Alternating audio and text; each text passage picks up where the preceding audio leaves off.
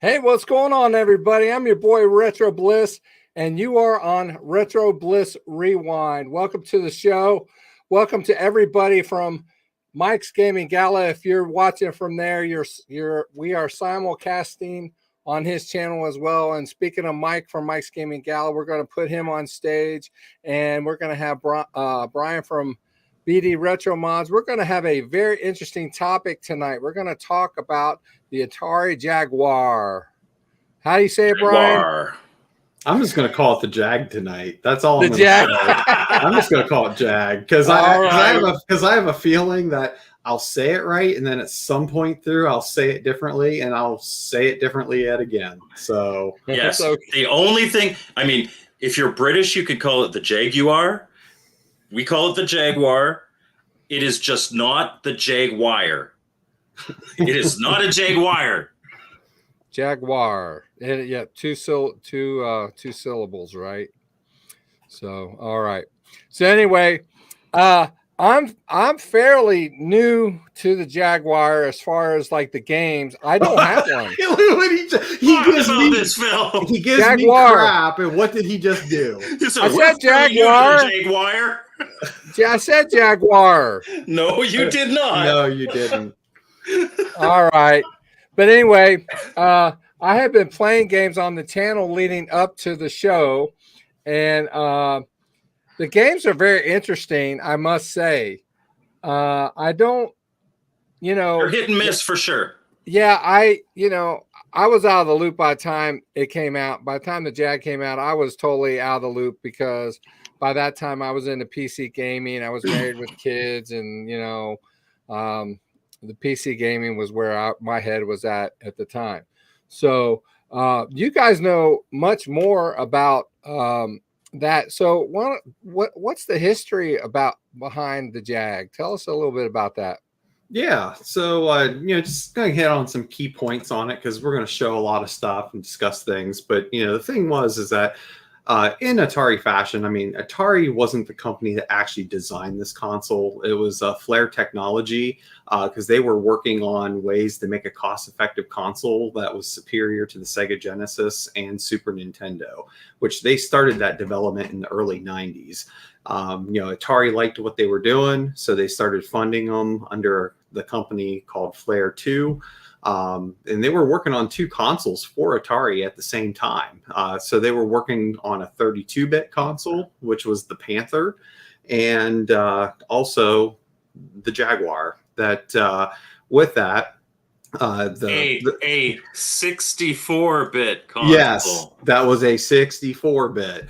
And ultimately, development was going so much faster for the Jag that ultimately they ended up canceling the Panther, focused on that, and they would end up releasing it in November of 1993 at a retail price of $249, which is about $500 in today's, with inflation and stuff. It came with one controller and Cybermorph as the pack-in game. And it also seems to be very fun. What little bit I was able to play. Well, you know what, and we'll talk about that because people say it's not fun, and I would disagree. It's missing elements for sure. But if you were like me in the early 90s and in the computer lab at school, you were playing Descent, Cybermorph is great. And unlike Star Fox, it runs faster than 5 frames a second. Yeah, and it's more open world where Star Fox was on rails. Sure. We'll talk about that when we talk about it. But yeah, but kind of like what was mentioned, the Jaguar was promoted as the world's first 64-bit console. But, that's very debatable because how they got away with that was ultimately it had two chips that were both 32-bit processors known as the Tom and Jerry chips, and they worked in tandem. So their rationale was, well, we have two 32-bit processors working in tandem, so that means it's 64-bit. Which again, those 64-bit in the same way that the Intellivision is 16-bit. Correct, and also in the same bit of even the TurboGrafx 16. That's not a true 16-bit console either. So But again, so they had those two chips in tandem, but then they also added the Motorola 68,000 chip, which was a 16-bit, 32-bit processor that was previously used in the Atari ST, Sega Genesis, and Neo Geo as some of the core that did the core processes for those consoles. Which the reason why I bring that up is because, unfortunately, a lot of developers with these games really relied on that 68,000 chip because it was put in the Jaguar to just simply handle the controller input outputs. But because the Tom and Jerry chips were just very hard to program for, that a lot of the times the developers just literally ran the stuff off of that 68,000 chip.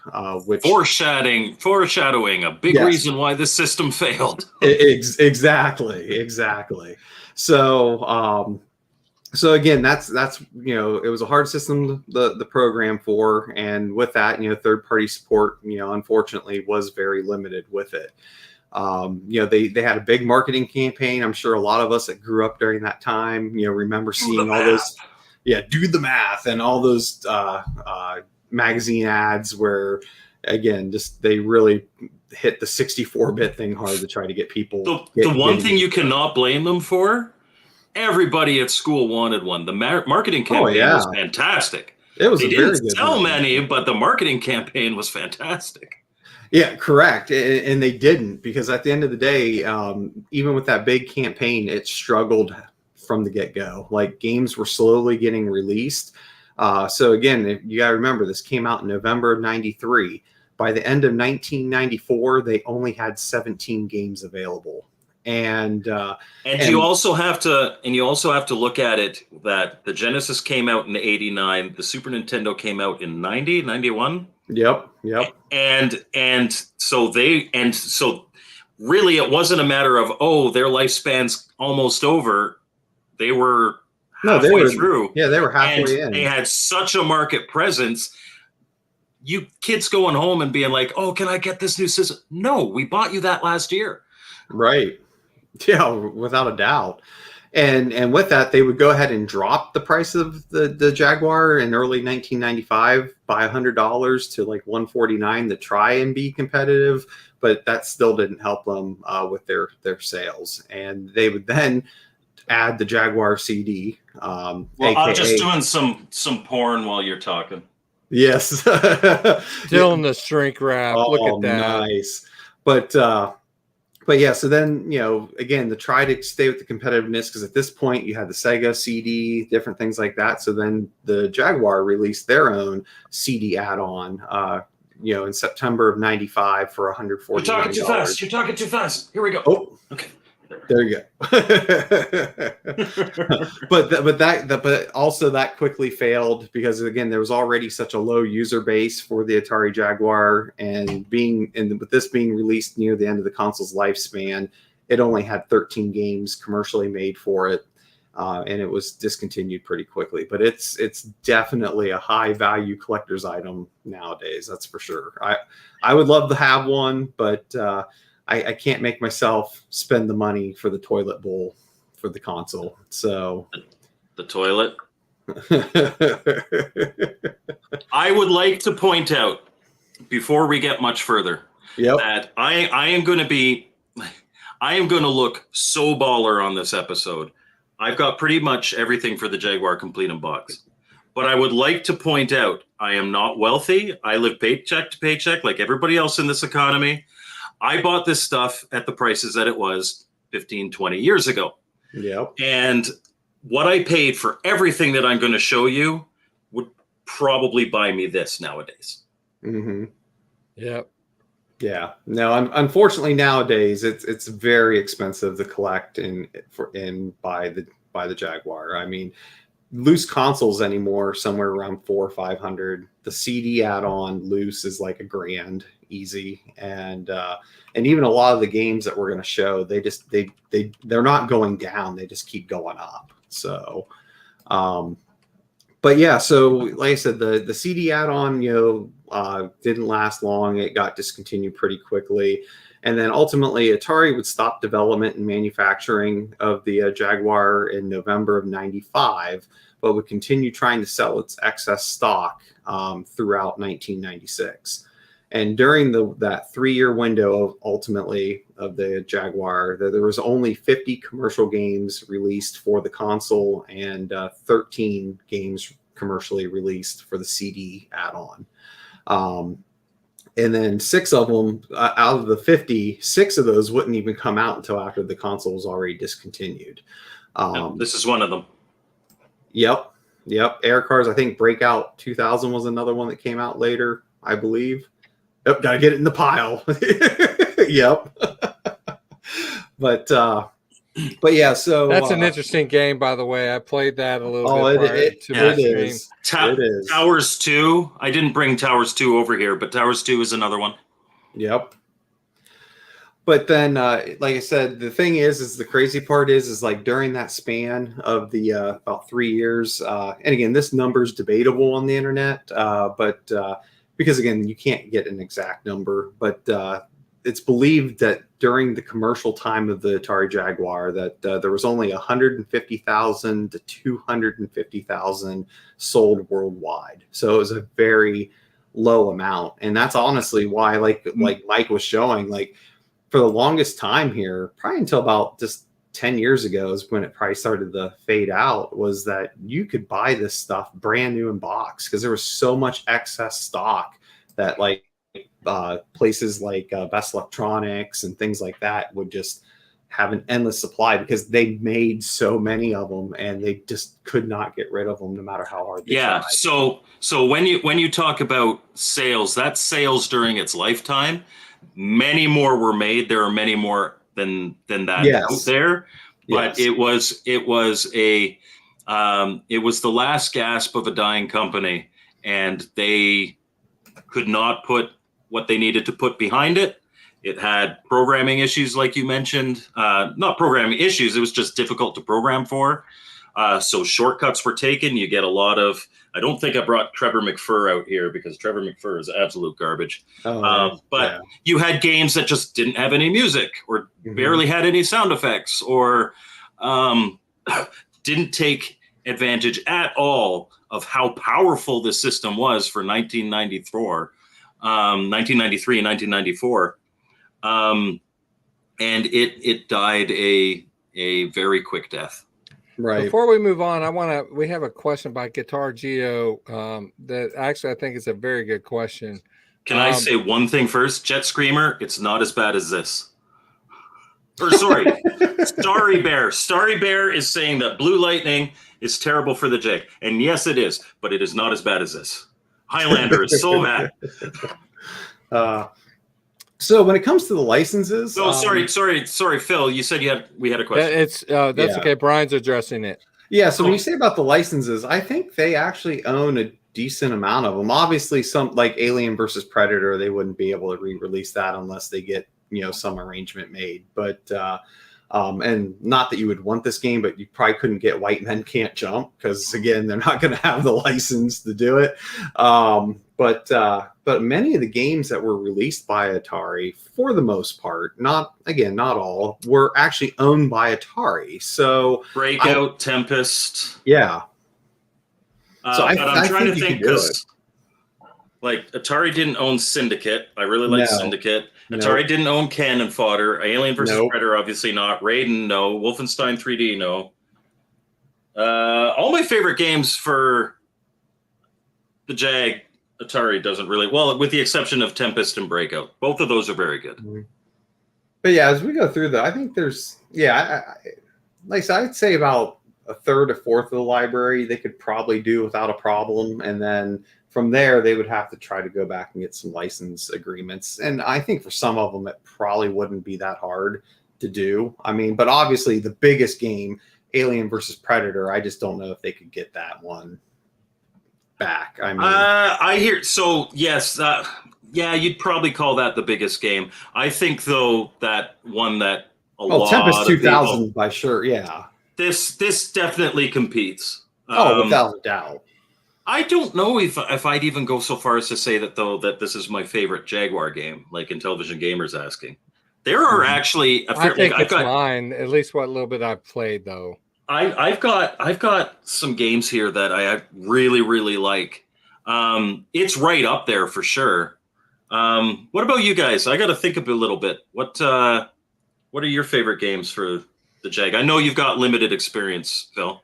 I mean, just in playing leading up to, I had the most fun with Tempest 2000. That was a bunch of fun. I think I had the most fun with that. I don't know. I mean, I see potential in other games because I was checking out other games, trying to figure out what to stream leading up, and I could see that there were games that they would take time, and that there were learning curves to them, and that I just didn't have time to learn enough of it to stream, which I still did anyway in some of them. But yeah, as far as right now, if I had to give you an answer, it would be Tempest 2000. Yeah, I would say Phil had some great streams over the past week where he played a bunch of Jaguar games. But if you want to judge the Jaguar based on Phil's gameplay, please don't. No, please don't. I will be the first one to admit that. Yeah, like I said, it's a tough. I mean, like, what do I find myself playing more today? Raiden. Oh yeah. Yeah, Raiden. I mean, what I find myself playing more today is probably Tempest 2000. But I will say, in my earlier time with the Jag, I really enjoyed playing Wolfenstein 3D on it. But today, I mean, when I go back and play it, I do find myself going back to Tempest a lot because with the rotary mod, it's just so great to play. Oh, it's so good with the rotary. Right. I actually brought out kind of 8 of my favorites. So maybe right now I just go through those. Well, I was actually saying one last thing just to finish up. And sure, go ahead. But yeah, just because I think this is an important piece, which is why I think the homebrew community has been able to strive on the Jaguar, is because, as we know, Atari has been held by different companies throughout the years. And back when Hasbro owned them in 1999, they actually made the Atari Jaguar open source. So at the end of the day, they declared the whole platform as an open source platform, and that's what's allowed the homebrew community to really take off with it since. So yeah. But so yeah, do we want to talk about the good games first, or do we want to talk about the bad games first? We've kind of talked right now about how much of a downer, how bad it sold, how hard it was to program for. Why don't we talk about some good games? Okay. So obviously, and so these are just 8 of my favorites. And then, of course, Game Culture mentioned in the chat about Rayman. And Rayman's a great game, and I've got it on the shelf, and I didn't bring it here. I can help you on that one. Okay, thank you. Rayman is absolutely a fantastic game on the Jaguar. Yeah. Tempest 2000 is just legendary.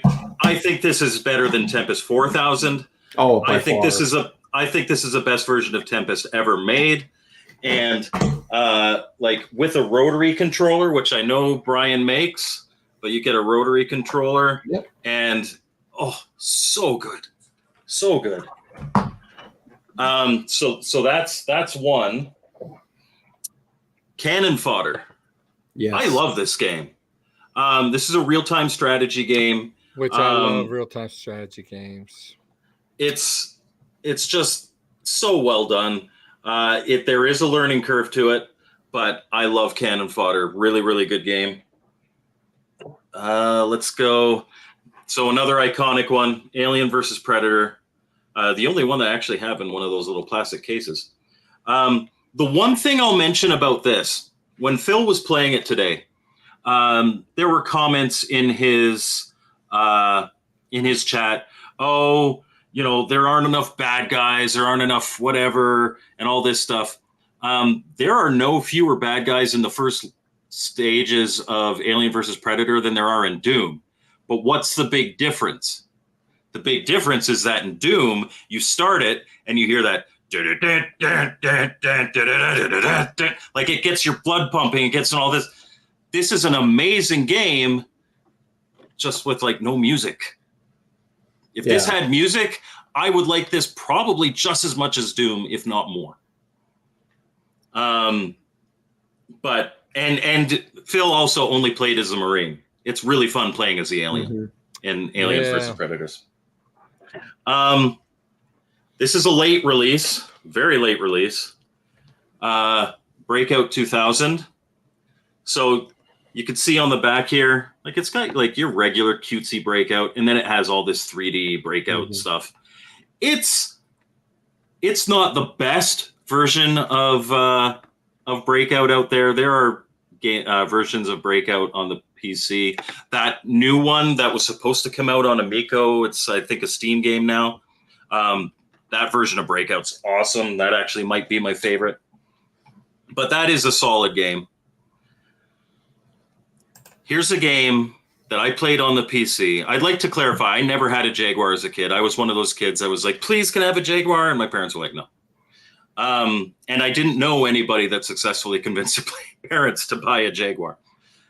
But on the PC, I played this all the time. I loved it more than Doom. I played it before Doom even came out.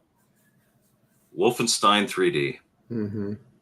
I like this better than Alien versus Predator. It's probably a nostalgia thing. But, you know, fighting mutant mecha Nazis. Well, and I think the thing with... What's not to love? And I think with that, too, to your point, because I know there was a comment saying that AVP is overrated. I don't know that I would say it's overrated, because you got to remember when it was released. I mean, for what it was when it was released, I mean, you didn't have no other console could do this type of stuff. Now, again, where I think Wolfenstein, because I would agree with that comment, is just because, again, we'll talk about this on a couple other games as well, is just because of rushed, I don't know why, like because of rush schedules. I don't believe it was limitations on the carts themselves, but just rush schedules that, like, a number of games didn't have music, which made no sense. I mean, we were in 1993, 1994, where like every Super Nintendo and Sega Genesis game had music to it, regardless of what genre of game it was. And here we are with the newer, better console, and why is there no music? Why is there very little sound effects? Why is there, like, it was just, you could tell it was rushed because they didn't have as big of teams working on these games like you had on Nintendo and Sega.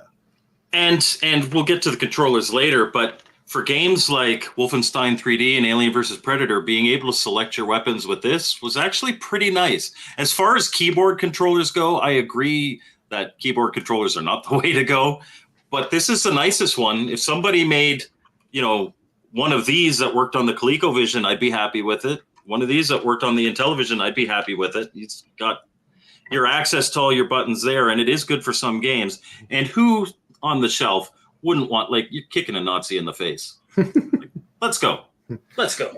There was another question way up, and I can't find it now, but I remember what it was. Someone asked, is Doom good on the Jaguar? And the answer is yes, but, and this is where the but comes in, is that, again, there's no music when you're playing, and that sucks. You know, I mean, because to Mike's point, when you're playing that on the PC, all that music, it was like, you know, is what got you, you know, jacked up for it and everything. And it's just, you don't have that. Now, I would say it's probably one of the better console ports, because all the ports of Doom on console suffered in that era of time. Like, there was never a perfect port from the PC. At the end of the day, I mean, the Jag was probably the closest. But again, the biggest issue, there was no sound. Now, I think someone's hacked it since and has added the sound. But so if you do have something like a game drive or emulation, you could technically play that. So, but yeah, it's not a bad game, though, at all. No, by no means. And so much smoother than versions that they tried to port elsewhere. Raiden, this was actually the first game that I picked up for my Jaguar. I love that game. Oh, man. It is an excellent game. Absolutely excellent game. Top-down shooter. Well, top-down shooter. Yeah. And now, again, the interface on the right side was, you know, I mean, I think a lot of people kind of complained about that because it was, you know, like, why not? It takes up a lot of the screen, but, you know, and you've already said it in this podcast. You know why they did that. Oh, yeah. Yep. Because they programmed not using the proper chips. Right. They programmed using the controller input chip, which was no more powerful than a Genesis. Correct. So, here's another game that suffers greatly from lack of atmospheric audio, but is a really, really good game. And there is a part 2 of it, but Iron Soldier, I really like Iron Soldier. It's basically a 3D mech game, and you go around just blowing up what unfortunately is a very sparse levels. But just, again, you couldn't do this on Super Nintendo. You couldn't do this on Genesis. Jaguar does what Genesis isn't.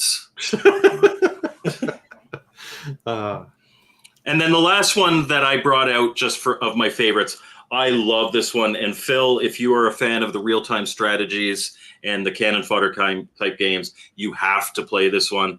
But it's Syndicate.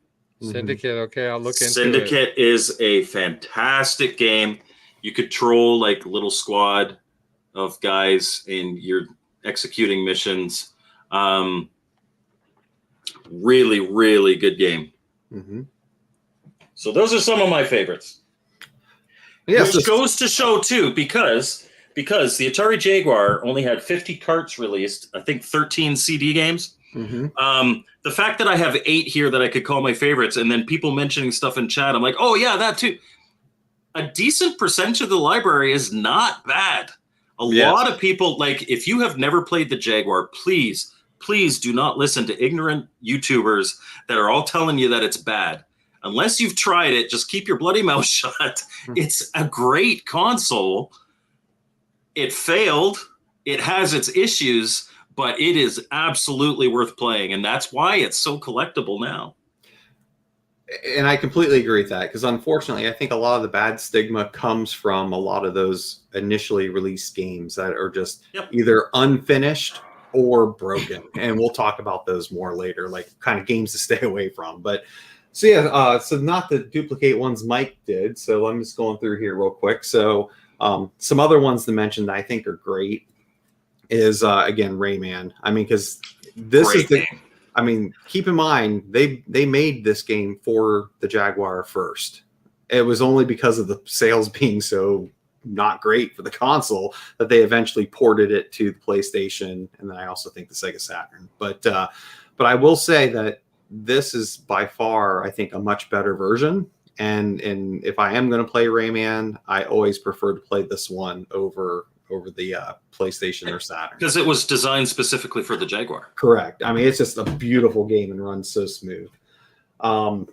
Another one, if you're into pinball games, I think Ruiner Pinball is another good one. I mean, there was 2 pinball games commercially released for the Jag. I mean, you had Ruiner Pinball and then Pinball Fantasies. Now, I don't think Pinball Fantasies is as great, but I do really like this one for what it is. That it's a fun one. I recommend if you like pinball on video game consoles. Excuse me. Another one. This one gets a lot of crap, but I still think it's a good game. And the reason why it gets a lot of crap is because they compare it to Mario Kart. And that is and that is Atari carts. Again, it's not bad. Again, it's just missing music. It's missing atmosphere. Right. The music's kind of missing there. But again, you get another person to play this with you. It's a fun game. And it's extremely expensive now. I mean, I don't know that I would tell someone go spend the money for it, what it costs today, but it is a fun game.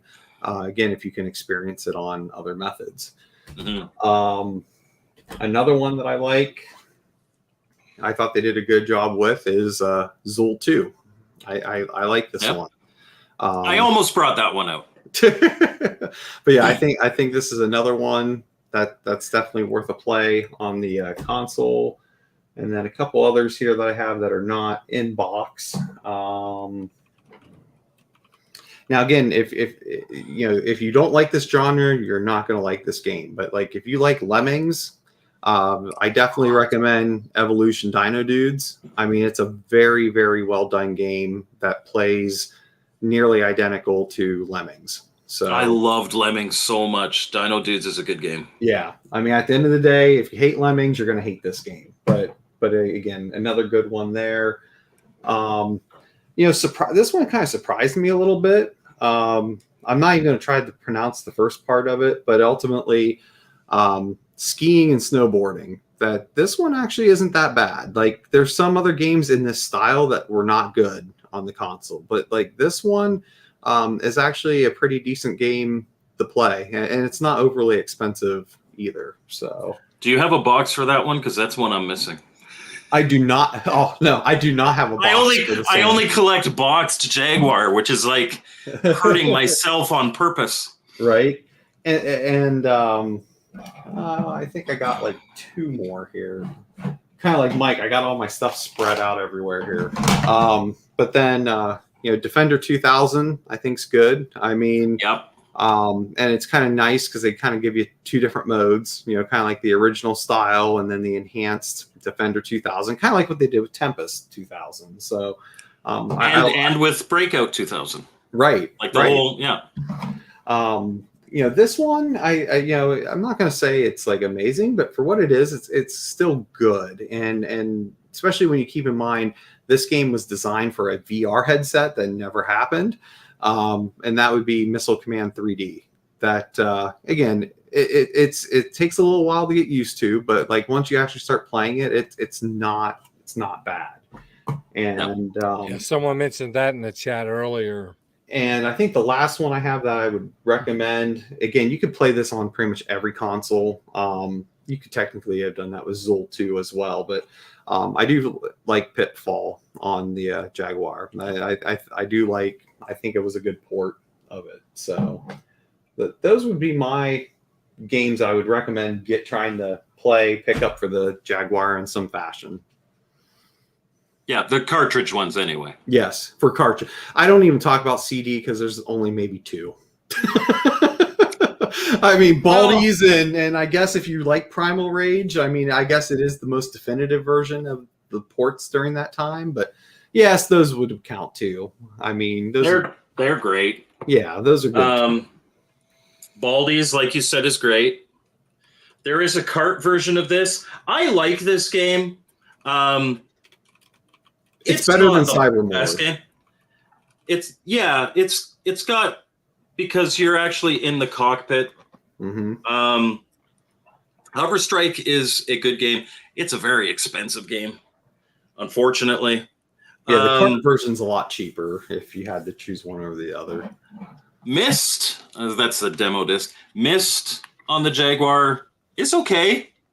It's not as good as a PC version, but considering, there's no Myst on the Super Nintendo, there's no Myst on the Genesis. If you only had a console and you wanted to play Myst, you could play it.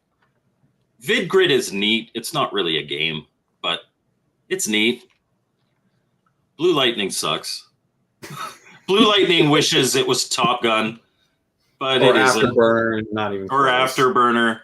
But it looks like the Mona Lisa compared to Highlander. Highlander is when you talk about the most when you talk about the most unfinished game imaginable, right there it is. I mean, and it's got little cutscenes in it that are terrible. It's just really, really bad. It could have been good. When I was like back then, I loved this style of game. It's almost like a point and click adventure. But it was really bad. And I loved Highlander. I used to watch that Highlander TV series. I love the movies, but it's awful. Do not get that one unless you're just collecting. Yep. And then if we're talking about bad games, I actually didn't grab many out. I grabbed some. I would go so far as to say Cybermorph is not a bad game. Mm-hmm. Once you know how to play, it's got a great frame rate. It's just missing, like, you look at Star Fox. Star Fox is a rail shooter that has polygons, but it runs at like 5 frames a second. But it's got character. It's got great music. Imagine if Cybermorph, which is an open world, polygons and all that, if they made it brighter, if they added Star Fox music and it had Star Fox characters, it would be awesome. And again, if you were like me and you played Descent when you were supposed to be doing some kind of typing assignment in the computer lab at school, it's the exact same kind of thing. There's no music. It's just very early 3D, but it's smooth 3D and it's open world. And once you realize what you have to do, which is use your radar, find all the little pods, and then get to the exit of the level, it's a good game. You just get your Google Music or your Alexa going and play some music while you're playing. Checkered Flag, on the other hand, is absolute trash. It's broken. You can't even. It's literally unplayable. So it's playable in that you can do one race and you have no idea what's going on. If you can even steer. Yeah, I mean, but the game plays. I didn't say that you can play it. The game plays. I mean, it could have been such a good game, and again, showed the potential of the console if they would have. It's an absolutely terrible game. And the one that really burns me, because those that know me, I'm big in the shmups, and this one just irritates me the no end. Trevor McFur. I love McFur in the Crescent Galaxy. This game is absolute trash. I mean, so bad. It could have been okay. It could have been okay. But again, here we are in late 1993, early 1994. How do you make a side-scrolling shmup with absolutely no music? I mean, it blows my mind. And like the the enemy models are just trash. I mean, it looks like someone literally had 3 days to make this game and just grabbed whatever open, royalty-free stuff they could for like models and go. Probably not far off. My guess is that game was probably thrown together in a month, maybe two. Yeah, I mean, and this is the type of stuff that gives the Jaguar such a bad name, because these were launch titles. That's what a lot of people like to focus on. Because these were launch titles. So imagine paying $50 or whatever it was back then to get one of these, to literally have an unfinished or broken game. I mean, and that was the problem, because, I'm sorry, but like, it was okay not to have music, obviously, in the 2600 era. It was okay not to have music in the 5200 area. And to even some extent, it was okay to not have music in the 7800. But I disagree with you there. We were in NES territory. You need music. Well, but it originally was supposed to release in '83. That's where I give it a little bit more. I mean, but you're right. Yeah, when they released it, it should have had it. But but with that though, you can't have a quote unquote 64-bit console with no music and a good amount of your games. Well, and I think for some games, like maybe Alien versus Predator and definitely Cybermorph, I think that was almost a conscious, because remember the whole thing with Genesis is like, oh, we're more mature than Nintendo, and Jaguar was trying to go on that too. It's like, this is a simulation. This isn't like your cartoony music and all that. This isn't your Mario theme. You're flying in an actual ship, and that's why you've got, like, in Cybermorph, you got that like all the sound effects of what you're doing, but no atmosphere, is because it's a simulation. This is mature. This is for adults, which is complete bullcrap. Adults want music too. Right.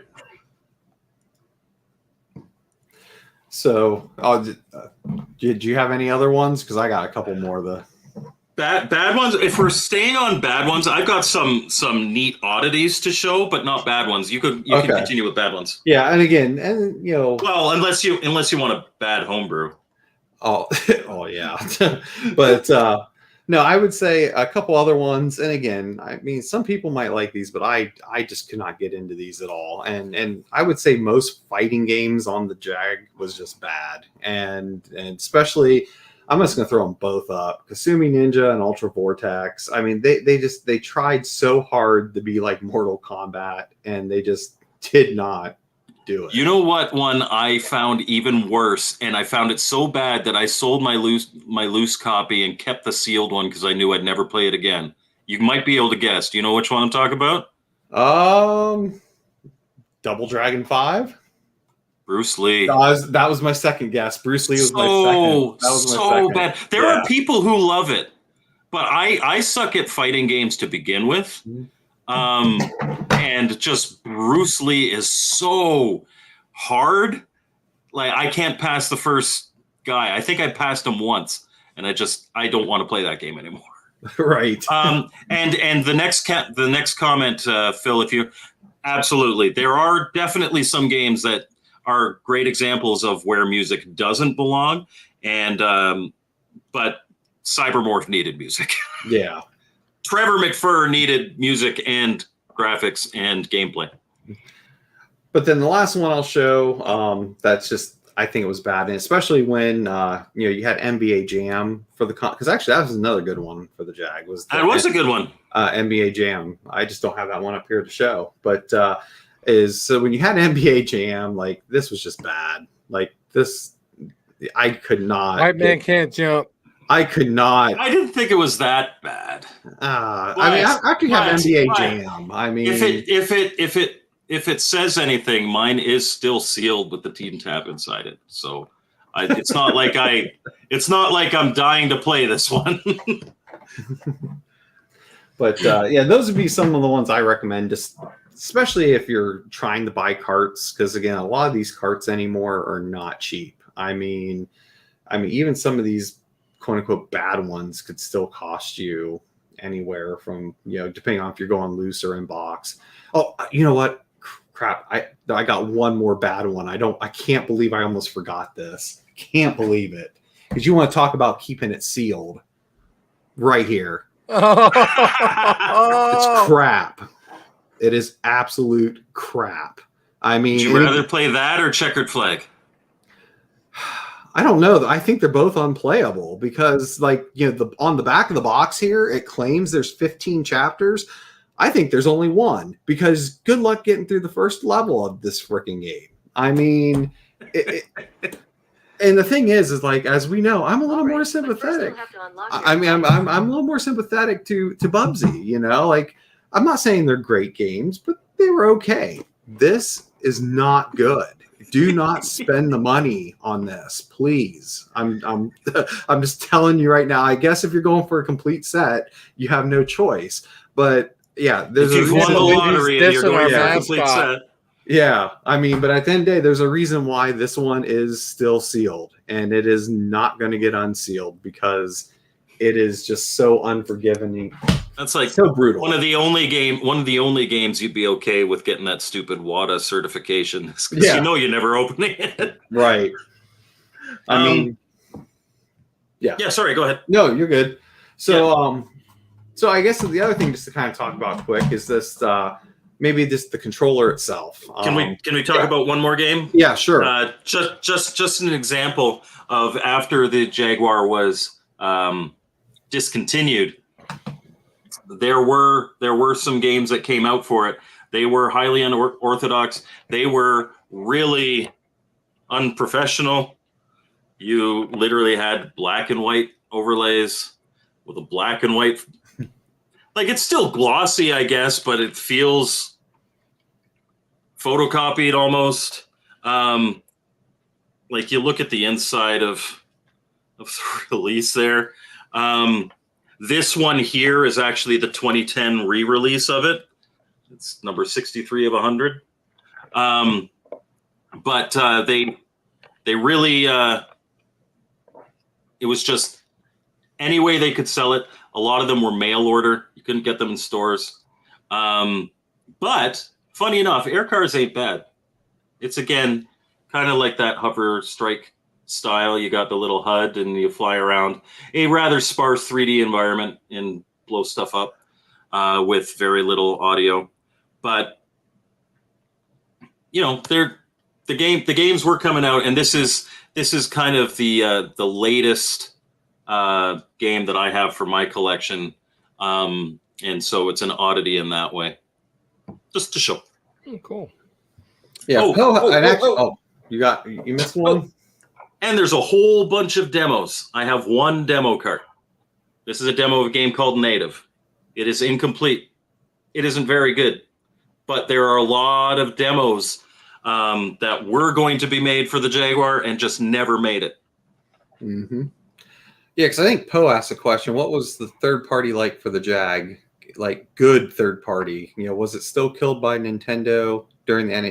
Yeah, it didn't have the whole, that was all done during the Genesis period. So there wasn't like those exclusive rules with Nintendo anymore, but there really wasn't much third party support. And even games that were quote unquote third party was Atari porting them. Yeah. So like Wolfenstein. Right. Was an Atari port. Right. So, So, there really wasn't much third party in the third party sense for Jag. So, but yeah, so just kind of talk about the controller a little bit. Because again, controllers. Yes, that's right. There's a Pro controller as well. That's right. Because again, people have a love-hate relationship with this controller, and I got a joke on it with it a little bit because and again, obviously it didn't have the rotary mod on it, but again, this was the controller, which some people don't like how it feels. Like that doesn't really bother me as much. More of that. Yeah, it's not great, but it's not bad. Yeah, but now can't say much for the D-pad. I'm not a big fan of the D-pad on it. But it's more Genesis style, but it's actually very similar to the Lynx. The Lynx is a lot more common. If you have a Lynx, it's the same kind of D-pad. Yeah. But the other thing is I just want to say at the time, I know why they went this route, but also I'm not sure why they thought it was a good idea. So obviously, they went with the whole keypad thing because, they were looking at online gaming. At the end of the day, I don't know if there's maybe one or two games I think you can, I don't know. Because I know they were looking at doing online gaming and internet browsing, which obviously, you didn't really have that. Hence why you had the keypad. But the thing is just I just want to say, hey, Atari, 1982 called. They want their 5200 Model 2 controller back. They want their keypad back. Yeah, because it was definitely not a good decision on their part. I understand what they were thinking, but it just wasn't a good decision. And even when you open this up, it's just a bad design all around. It's just it's diode hell in there, and again, it's in the same style of if you think about how a ColecoVision controller is built, it's very similar in that regard. So the Mylar, yeah. So the one thing I'll say about the Jaguar controller that was such a missed opportunity, especially considering that it came out after the SNES. The way that this feels and the way that you hold it would have been perfect for shoulder buttons. Oh, yeah. Which eventually they did do that with the Pro controller you showed. Yes. Because let's talk about the Pro controller. Yeah, because ultimately, you had Super Nintendo already had, the 6 buttons, and then you had Sega Genesis bring out a 6-button controller. And it kind of made Atari oh, crap.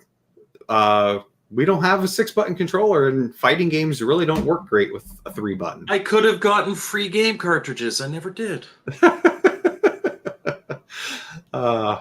They're worth so much now. I should try to claim them with a modern Atari. But yes, let's talk about the Pro controller. Now, this is a reproduction Pro controller. FYI, This is not an original release one. I do have an original release one that is in a box somewhere. But we've got shoulder buttons, which are awesome. We've got 6 buttons, much like the Sega pad. We've got the same mediocre at best D-pad. Mm-hmm. And the rest of the controller is the same. Aside from, we got ribs. Ruffles have ridges. That's right. Yep. And the thing to keep in mind, and this was a very quick response for them. Ultimately, those extra buttons are just remappings of the keypad. So ultimately, if you would hit Z that would be keypad 7. If you'd hit Y, it's 8. X is 9, and then I believe left is 4 and right is 6. So they did the exact same thing as the keypad buttons. They just ultimately, added, I don't want to say added jumpers, but ultimately they just literally connected them basically. So, which at that point, if you could have just gotten rid of the bottom of this would actually be a very comfortable controller. Right. Although I will say I have big hands, and maybe that's why, and I didn't play this when I was younger. I was 13 when it came out. It feels decent in the hand. I will say the Pro Controller more so than the regular controller, again, because of these. Mm-hmm. Interesting. And there's only 2 games that made use of it, but you did have, I have a loose one here as well, the Team Tap, which would allow you, check this out, 8 players, baby, if you had 2 Team Taps. Yeah. Good luck at the time. Good luck finding 8 people. No, you can find the people. You only need 1 Jaguar. But you still had to have the 8 controllers. Who owned 8 controllers back then? Wow. The rich kid that had the Jaguar. That's and their friends. But yeah, so I was going to say, I mean, unless you have something else, I was going to say, because I think, looking at what the time is, I know Phil's going to kind of talk about the emulation options. Well, okay, so let me quickly wrap some things up about the hardware. Yep.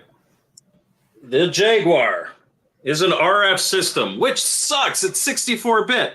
But you see this nice little thing here? Mm-hmm. It is much like the TurboGrafx 16, in which these connectors here, one is video, one is like you can get S video off of this. You can get composite video. You can even get RGB off of this. Yep. And I used to make them, but when I was at Portland Retro Gaming Expo in 2022, I picked up this from Songbird, and this plugs into the back, and it gives you your composite video, and you can use S video from it, and you can use the Genesis RGB cable if you want to get RGB off of it.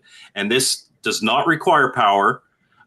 They have another version that requires power, but you just plug it into the back of your Jaguar, and now you've got all those connections, and you can connect to modern screens and get better capture footage and all that. And then that same company also makes one that added the network ports in it too. Yes, and but that's the one that requires power. Yep. And the Jaguar punches way over its weight in homebrew. Oh, yeah. And Phil is going to be talking about some homebrew, pointing to some sites. But here's just 4 of them that I've reviewed on my channel. Jag Zombies, not a very good one. It doesn't suck, but it's not good. Kobayashi Maru, this is it's an early Jaguar homebrew. A lot of people are like, oh, I can't believe you spent that much money for that. But it's Time Pilot, and you can use the spinner controller on it. It's a good game. I like it. And then Wormhole 2000 is Gyrus, and it's a very good version of Gyrus. And the thing I like about this is that you can actually move in and out of the circle as well to dodge. When they get to the end ring, you can dodge them by moving into the circle, and they'll fly behind you, and then you can come back. And Spidex is like Black Widow. The only thing that sucks about this is that the best control method requires 2 controllers, and it's really hard to kind of do Robotron controls when you've got 2 of these big monsters and trying to reach the D-pad for both of them. So what I actually did is I laid them on the table here and almost used my fingers like joysticks on them to play that one. So those are some excellent, some good and one not so good homebrews for the Jaguar, and there is a big community out there for it. And and I think Phil will show some of the sites, but the other thing is that a lot of the homebrew, the community uses a CD. Yep. yeah, the community is either, put them on CD to be cheaper, or, you can get cart, but, those ones are, starting to get a little pricey. But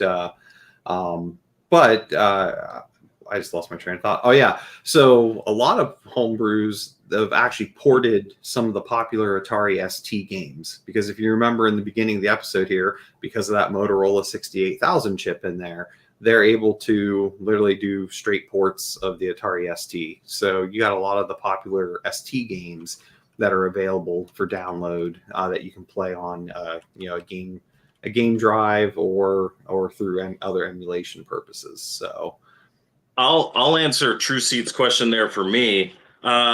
Yes, I was a 2600 kid, but the reason everybody when this came out was like, well, at least all the kids in my school were like, oh my God, I wish I had a Jaguar, was the marketing, and was like the do the math, and you'd see ads and you'd see Cybermore. If you see pictures of Cybermore, you're like, that's incredible. It's 3D and it's all this.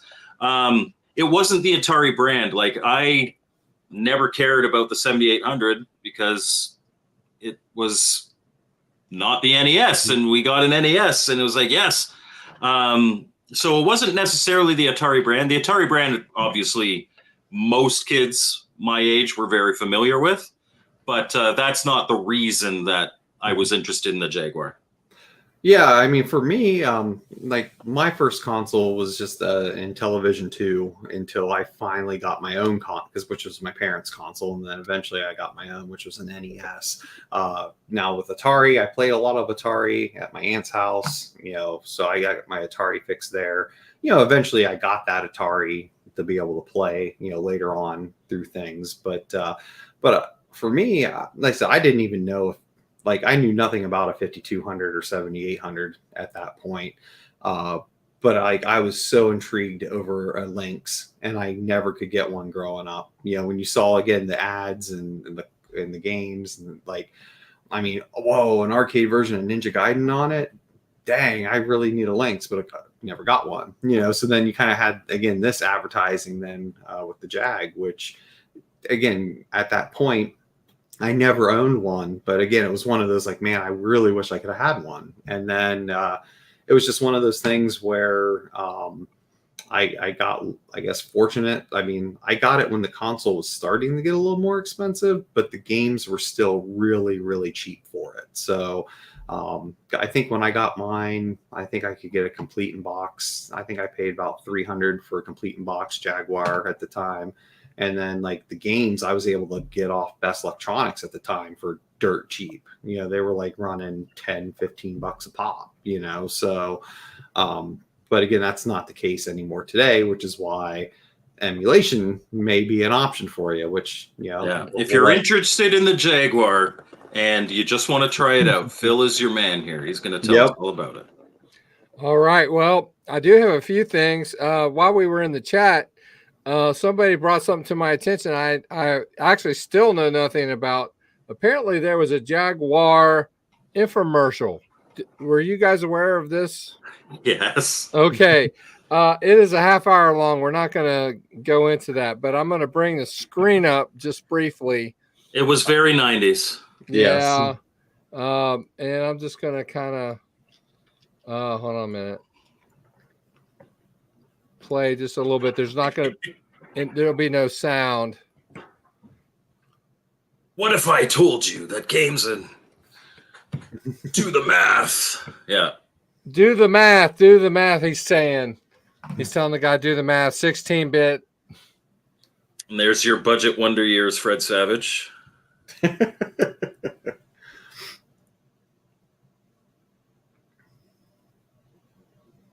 And he's talking about white men can't jump. He's talking about the individual.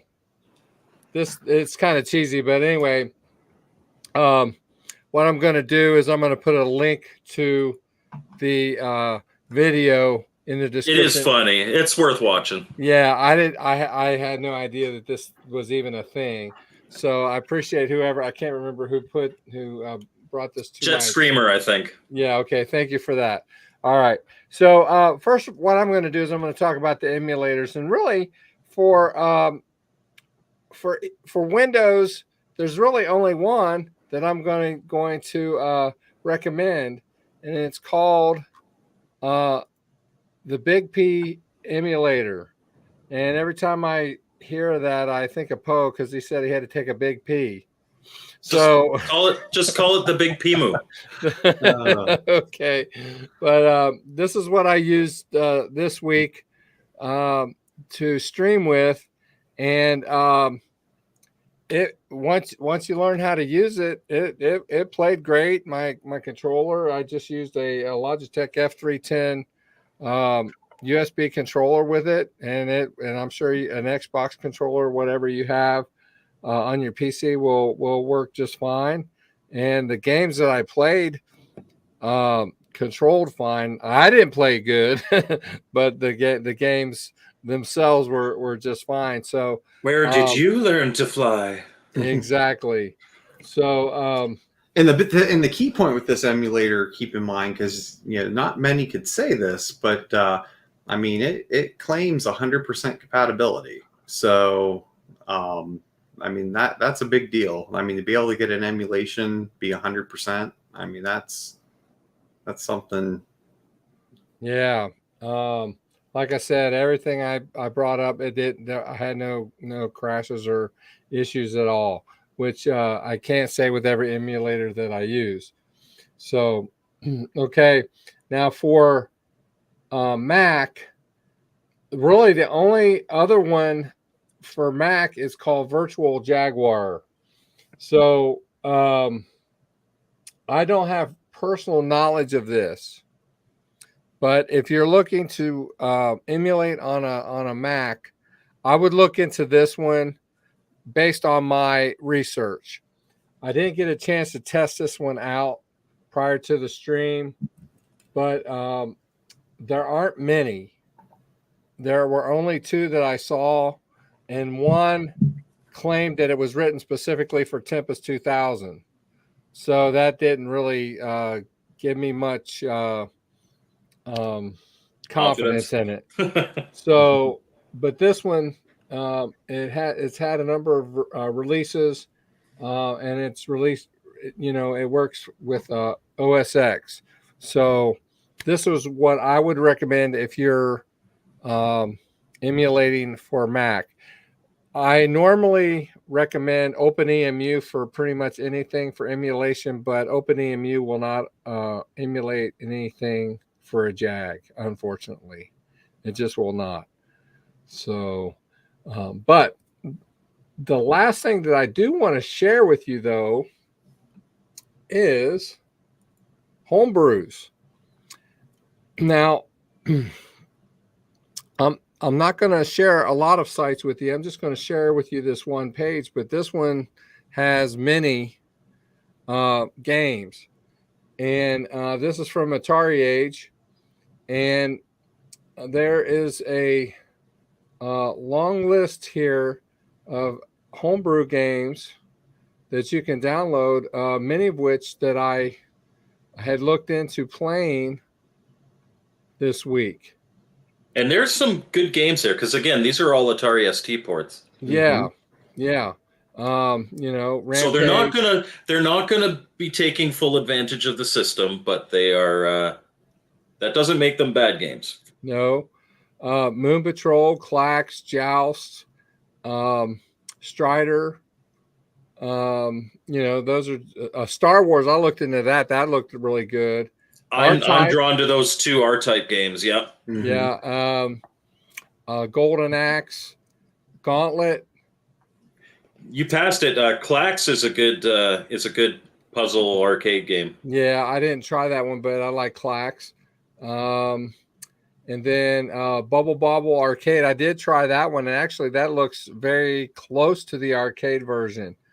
I actually played that for a bit, and what little bit I did play, it actually played that way as well.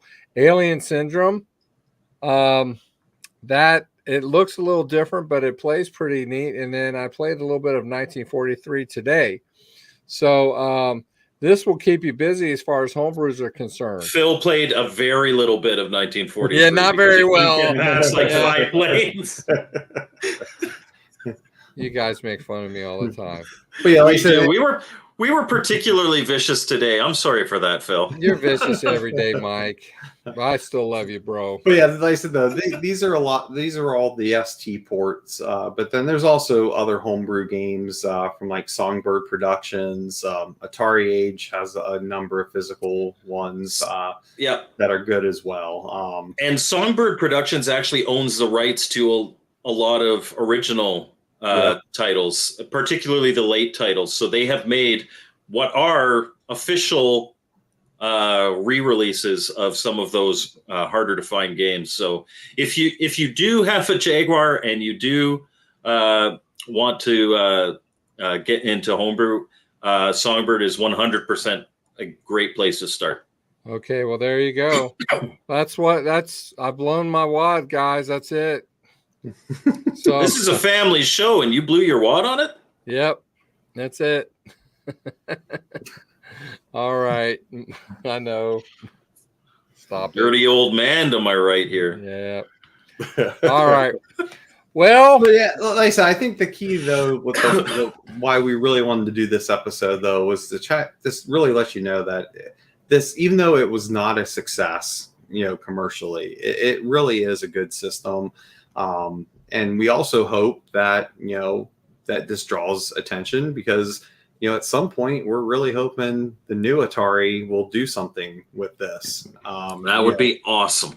I mean, because again, as this stuff does continue to get more and more and more expensive, if we could get something like, a Jag Plus, I'm not saying we will, but if we could, because again, you do have an emulator that works 100%, that they could possibly do something with it.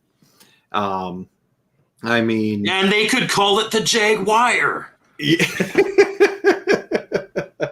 But the problem is, I got that from Poe in the chat. What about guys like me though, who don't have a collection and who just then Atari would sell you one that they would ship to you in 2 to 3 years.